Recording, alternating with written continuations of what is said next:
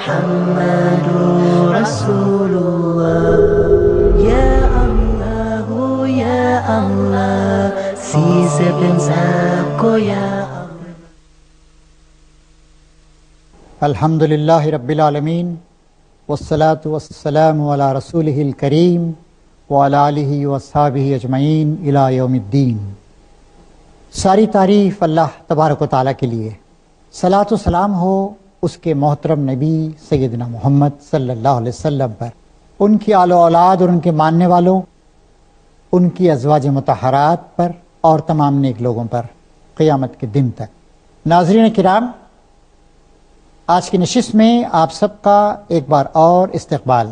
آج ہم نبی کریم صلی اللہ علیہ وسلم نے ہمیں جو ایک اہم نصیحت فرمائی ہے، یعنی یہ کہ تم سب کے سب اللہ تعالیٰ کے بندے بن جاؤ اور آپس میں بھائی بھائی بن جاؤ، اس پہ غور کریں گے۔ اللہ کے جتنے بھی نبی آئے وہ یہ پیغام لے کر آئے، ان کے پیغام کو ہم دو باتوں میں تقسیم کر سکتے ہیں۔ پہلی بات، خدا کے بندے بنو، خدا کے علاوہ تم کسی کے بندے ہو نہیں، ساری کائنات خدا کی بندگی کر رہی ہے، خدا کی پیدا کردہ ہے، خدا ہی کے کنٹرول میں ہے۔ تو سب سے بڑی دعوت تمام انبیاء کرام کی، تمام رسولوں کی، تمام رشیوں منیوں کی، تمام گروؤں کی صحیح تعلیم یہ ہے کہ ایک خدا کے، ایک اللہ کے، ایک ایشور کے بندے بن جاؤ۔ دوسری تعلیم جس پہ انہوں نے انسانیت کے کارواں کو آگے بڑھایا، انسانیت کو متحد کیا، انسان کی چھپی ہوئی خوبیوں کو ابھارا، انسان کو سربلند کیا، وہ یہ ہے کہ آپس میں بھائی بھائی بن جاؤ۔ اللہ کے آخری نبی سیدنا محمد صلی اللہ علیہ وسلم، جو آج سے 1400 سال پہلے ساری دنیا کو خدا کی بندگی کی دعوت دینے کے لیے، ساری دنیا کو متحد اور منظم کرنے کے لیے، ساری دنیا کا تزکیہ کرنے کے لیے تشریف لائے، انہوں نے بھی یہی نصیحت کی۔ ان کے الفاظ یہ ہیں، آپ نے فرمایا، دیکھو آپس کی بدگمانی سے بچو، کیونکہ بدگمانی کی بنیاد پہ جو کام کیا جاتا ہے وہ بہت ہی غلط اور بہت ہی جھوٹ ہوتا ہے۔ مختصراً ہم اسے یوں کہہ سکتے ہیں کہ بدگمانی بدترین جھوٹ ہے، یعنی کسی کے بارے میں آدمی کوئی غلط خیال قائم کرے نہیں، تحقیق کر کے، سوچ سمجھ کر، معلومات حاصل کر کے کسی چیز یا کسی فرد کے بارے میں تم ایک رویہ اختیار کرو، بدگمانی سے مت کام لو، اچھا گمان رکھو۔ اللہ تعالیٰ نے بھی قرآن شریف میں فرمایا ہے، اے وہ لوگوں جو خدا پر ایمان رکھتے ہو، بہت زیادہ گمان کرنے سے بچو، کیونکہ بعض گمان گناہ ہوتے ہیں۔ گمان نہیں کیا جائے، اچھا خیال رکھا جائے، اچھا ایٹیٹیوڈ رکھا جائے۔ پھر آپ نے فرمایا وَلَا تَجَسَّسُوا، جاسوس کا لفظ سے بنا ہے تجسس سے، یعنی انکوزیٹیو ہو کر کسی کی خرابیوں کو معلوم کرنے کی کوشش کریں، اس کے پیچھے پڑ جائیں، اس کی نگرانی کرتے رہیں، اس کا سرویلنس کرتے رہیں، نہیں، ولا تجسسوا۔ تیسری بات آپ نے فرمائی کہ ولا تناجشوا، دھوکہ بازی مت دو۔ اس کے ایک معنی یہ بھی ہوتے ہیں کہ دوسرے کی بولی پہ اپنی بولی مت دو، یا آج کے الفاظ میں ہم کہہ سکتے ہیں کہ تھروٹ کٹ کمپٹیشن جو ہوتا ہے وہ نہ کیا جائے۔ چوتھی بات آپ نے یہ فرمائی کہ ولا تباغضوا، ایک دوسرے کے ساتھ بغض، کینہ، حسد مت رکھو، تمہارا دل بالکل صاف ہو، آئینے کی طرح صاف ہو، بہتے ہوئے نرملے پانی کی طرح صاف ہو، کسی سے بغض نہ رکھو۔ پھر آپ نے فرمایا کہ ولا تدابروا، یعنی تم دوسروں سے قطع تعلق مت کرو، دشمنی مت کرو۔ اور پھر اس کے بعد آخر میں آپ نے فرمایا کہ وہ کونوا عباد اللہ اخوانا، تم سب کے سب اللہ کے بندے، اللہ وحدہ لا شریک کے بندے بن جاؤ اور آپس میں بھائی بھائی بن جاؤ۔ یہ نصیحت مسلمانوں کے لیے بھی ہے اور سارے انسانوں کے لیے، خاص طور سے ان لوگوں کے لیے ہے جو اللہ پر ایمان لاتے ہیں، ایک ایشور کی کلپنا رکھتے ہیں۔ ان کا ایک کام ہے کہ وہ ان ساری کی ساری خرابیوں سے بچیں۔ پھر اللہ تعالیٰ نے ہم کو اس بات کا بھی حکم دیا کہ دیکھو کسی کی غیبت نہ کرو، غیبت کرنے والا ایسا ہے جیسے اپنا مردہ بھائی کا گوشت کھا رہا ہو، یعنی ایک بہت ہی مکروہ قسم کی مثال اللہ تعالیٰ نے قرآن شریف میں دی ہے۔ غیبت کیا ہے؟ غیبت یہ ہے کہ اپنے بھائی کا اس کی غیر موجودگی میں برے انداز سے ذکر کیا جائے یا اس کی خرابیوں کو بیان کیا جائے، یعنی ایک مومن کا کام یہ ہے کہ اس کا دل آئینے کی طرح صاف ہو، وہ سامنے محبت کے ساتھ، اخلاص کے ساتھ اپنے بھائی کو مشورے بھی دے، اس کے اندر کچھ خرابیاں ہوں تو ان خرابیوں کے بارے میں وہ اسے بتائے، متنبہ کرے، اس کی خرابیوں کو دور کرنے کی کوشش کرے، اسے اپنا بھائی سمجھے، نہ یہ کہ اس کی خرابیوں کا کہیں اور وہ ذکر کرے۔ ایک بار جب رسول اللہ نے غیبت یا بیک بائٹنگ، اس کی یہ تعریف کی آپ نے، غیبت یہ ہے کہ تم اپنے بھائی کا ذکر اس طرح کرو کہ وہ سنے تو اسے برا لگے۔ تو لوگوں نے پوچھا کہ یا رسول اللہ اگر سچ مچ اس کے اندر وہ برائی ہو تو؟ آپ نے کہا کہ سچ مچ تمہارے بھائی کے اندر برائی ہو اور تم اس کا ذکر کرو تو یہ غیبت ہے، اور برائی نہیں ہے تم نے جھوٹ موٹ اس پہ کوئی بات کہی ہے تو بہتان ہے، بہتان تو بہت بڑا گناہ ہے اور بڑا گناہ ہے۔ تو غیبت کرنا یہ بھی ایک مومن کا کام نہیں ہے، اور یہ بہت ساری بڑی بڑی برائیوں سے بھی زیادہ برا ہے۔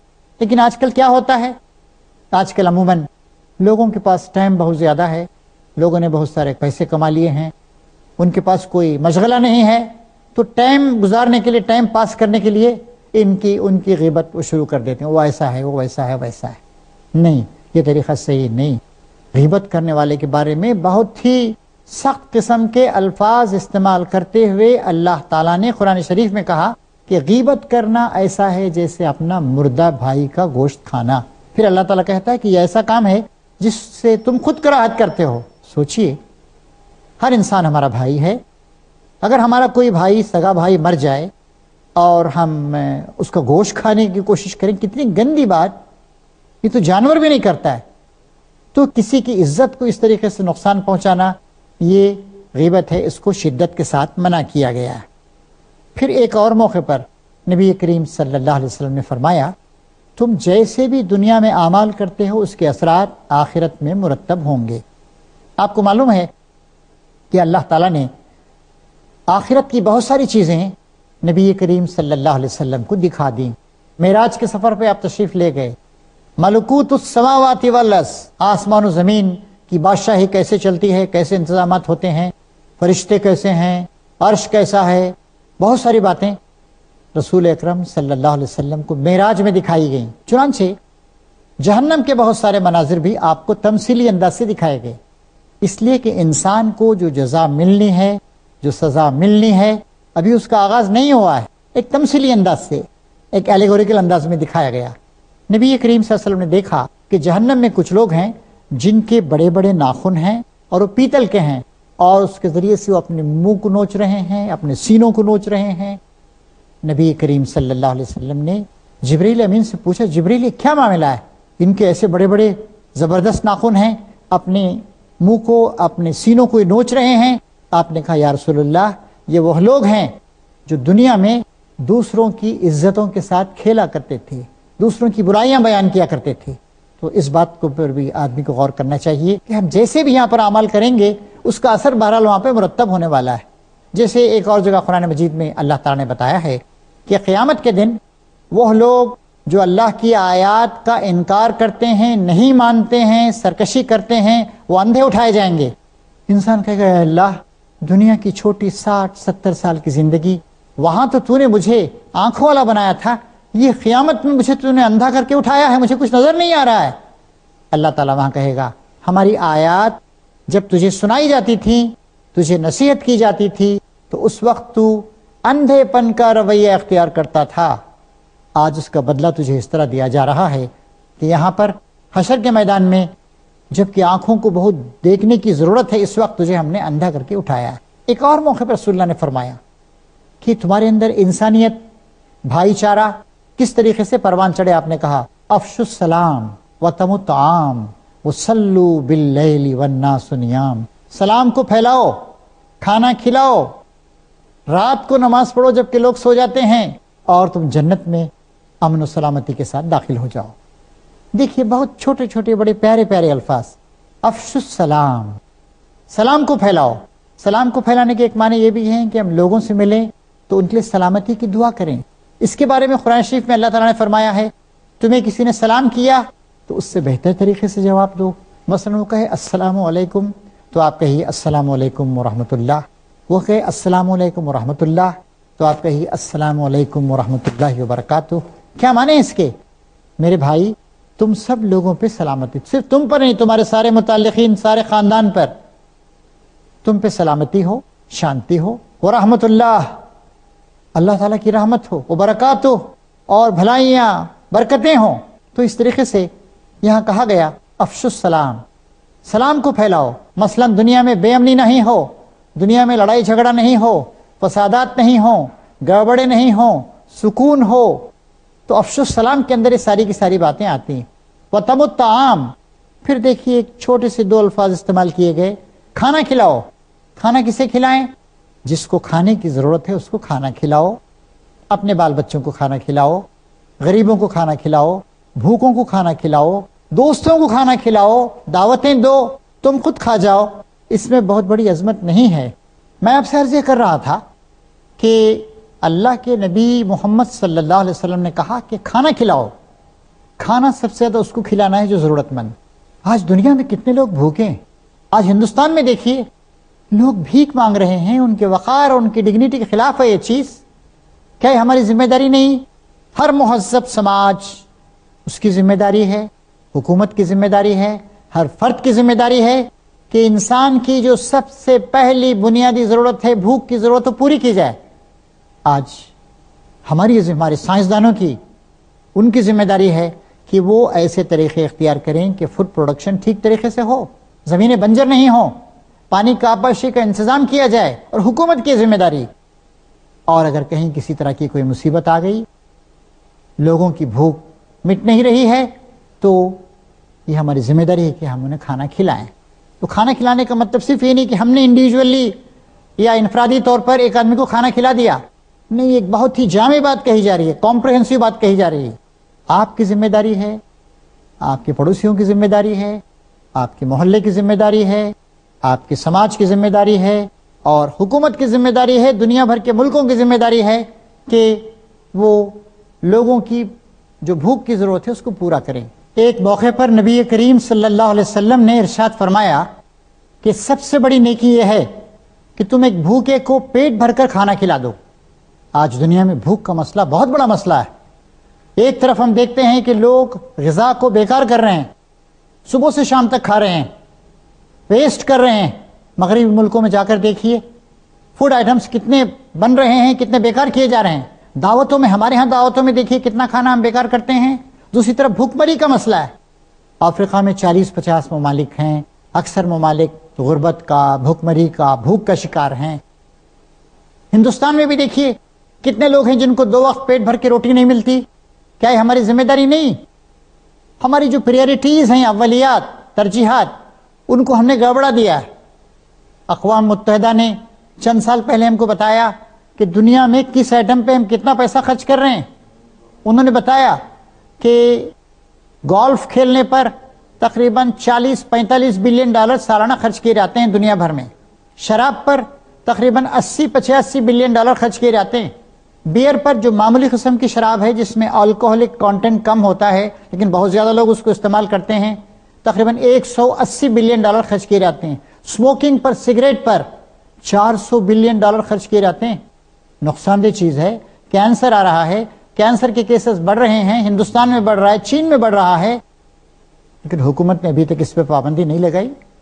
اسموکنگ پر، یعنی روپیوں کے گویا سگریٹ بنا بنا کر دھوئیں کی صورت میں اڑا دینے پر پوری دنیا میں ہم 400 بلین ڈالر خرچ کرتے ہیں۔ ڈیفنس کے نام پر، جنگ پر ہم تقریباً 1000 بلین ڈالر، یعنی 1 ٹریلین ڈالر خرچ کرتے ہیں۔ 1 بلین ڈالر آج کل ہندوستان میں قریب 5000 کروڑ روپے کے برابر ہوتا ہے۔ اتنے پیسے ہم دنیا بھر میں خرچ کرتے ہیں، لیکن اقوام متحدہ ہمیں بتاتی ہے کہ کچھ اور امپورٹنٹ آئٹمس، مثلا چائلڈ ہیلتھ، بچوں کی صحت، سینیٹیشن، پاکی صفائی اور صفائی ستھرائی، اور پرائمری ایجوکیشن، اس پر دنیا بھر میں ہم صرف 29-30 بلین ڈالر خرچ کرتے ہیں۔ اب ذرا سوچئے، سگریٹ جیسی چیز پر ہم کتنا خرچ کر رہے ہیں، شراب پہ ہم کتنا پیسہ خرچ کر رہے ہیں۔ اگر لوگ سگریٹ نہیں پئیں، لوگ شراب نہیں پئیں، تو دنیا بھر کے ہر بھوکے آدمی کے مسئلے کو حل کیا جا سکتا ہے۔ تیسری بات آپ نے فرمائی کہ وہ صلو باللیل والناس نیام، رات کو اٹھ کے نماز پڑھا کرو جبکہ لوگ سوتے ہیں۔ دن میں 5 وقت کی نمازیں تو آپ کو پڑھنی ہی ہیں۔ ہمارا بال بال اللہ تعالیٰ کے احسانات میں بندھا ہوا ہے۔ 5 وقت کی نماز پڑھنے کے ساتھ ساتھ اگر آپ اللہ سے قریب ہونا چاہتے ہیں اور اللہ کے بندوں کی محبت آپ کے دل میں زیادہ پروان چڑھے چاہتے ہیں تو رات کو بھی نماز پڑھیے۔ تہجد کی نماز رات کے آخری وقت میں پڑھنا بہتر، لیکن اگر اس کی گنجائش نہیں ہے تو جب بھی آپ کو موقع ملے، جب بھی آپ جاگیں، آپ یہ نماز پڑھ سکتے ہیں۔ بلکہ شروع میں ایک عادت ڈالنے کے لیے آپ سونے سے پہلے بھی 8 رکعت، 6 رکعت، 4 رکعت، 2 رکعت نماز پڑھ کے سو جائیے۔ اگر آپ نے ایسا کیا تو اللہ تعالیٰ کے رسول فرماتے ہیں کہ جنت میں تم نہایت اطمینان کے ساتھ، امن و سکون کے ساتھ داخل ہو جاؤ گے۔ اب ذرا اس بات پہ اور غور کیجئے کہ تہجد کی نماز بھی پڑھی جائے۔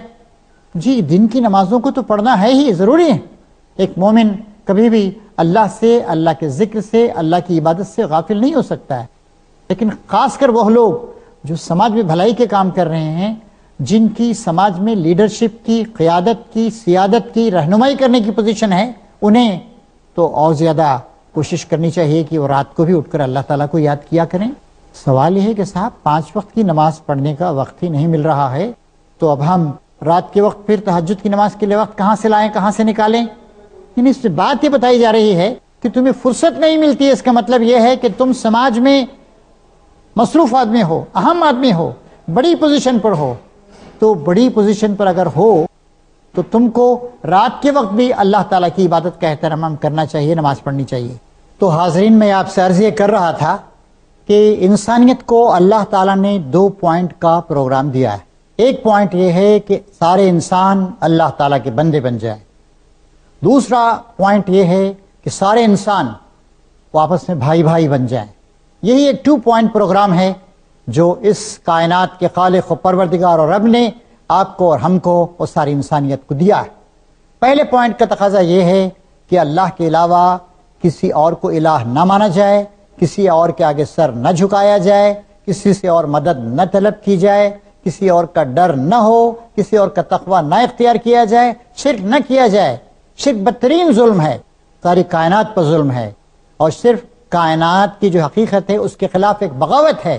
تو اس پر ہم سب کو توجہ دینی ہے، انفرادی طور پر بھی، اجتماعی طور پر بھی۔ اور یہ سب کا کام کسی مسلمانوں کا فریضہ نہیں، مسلمانوں کا بھی ہے، ہندوؤں کا بھی ہے، یہودیوں کا بھی ہے، عیسائیوں کا بھی ہے، سارے بندوں کا یہ مشترکہ فریضہ ہے کہ اللہ تعالیٰ کے علاوہ وہ اور کسی کے آگے سر نہ جھکائیں، اسی کو اپنا مالک بنائیں، کیونکہ اس ساری کائنات کا مالک ایک ہی ہے، 2 مالک نہیں ہو سکتے ہیں۔ اور اس خدا کے پیدا کرنے پر پیدا ہونا، اس زمین پہ رہنا، اس کی مختلف دی ہوئی نعمتوں سے فائدہ اٹھانا، اور پھر اس کے گن نہیں گانا، کسی اور کو ان نعمتوں کے لیے کسی اور کا شکریہ ادا کرنا، یہ بہت بڑی غداری ہے، بہت بڑا شرک ہے، بہت بڑا ظلم ہے، اور یہ انسانیت کے شرف اور انسانیت کی عظمت کے خلاف۔ اور دوسرا پوائنٹ میرے عزیز بھائی اور بہنوں، یونیورسل ہیومن بردرہڈ کا ہے، یعنی یہ کہ ہم سب کے سب مل کر ایک بین الاقوامی انسانی برادری بناتے ہیں۔ ہمارا رنگ الگ الگ ہے، ہم مختلف زبانیں بولتے ہیں، ہم دنیا کے 200 ممالک میں ہیں، لیکن ہم سب کے سب ایک خدا کے بندے اور آپس میں بھائی بھائی۔ دیکھیے، آپ اس بات پر غور کیجئے، اللہ تعالیٰ نے اس کائنات میں، اس زمین میں ویرائٹی رکھی، ستارے اور سیارے ہیں، کوئی چھوٹا ہے کوئی بڑا ہے، درخت ہیں ہزاروں لاکھوں قسموں کے ہیں، یا مختلف جاندار اور حشرات الارض پیدا کیے ہیں، چھوٹے بڑے مختلف قسم کے ہیں۔ اسی طرح انسانوں میں بھی جو فرق ہے وہ بنیادی فرق نہیں ہے، وہ سب کے سب انسان ہیں، وہ سب کے سب آپس میں بھائی بھائی۔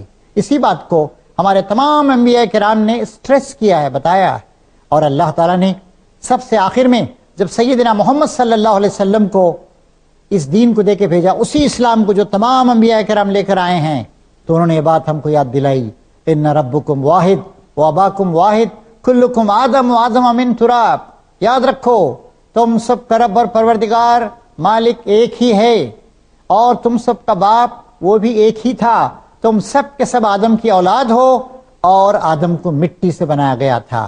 لہذا لوگ ایک دوسرے کے ساتھ تعاون کریں، کوآپریشن کریں، محبت کا سلوک کریں، اور زبان یا نسل یا رنگ یا دولت یا غربت وغیرہ وغیرہ کی بنیاد پر کسی انسان کو وہ اپنے سے نیچا نہ سمجھیں۔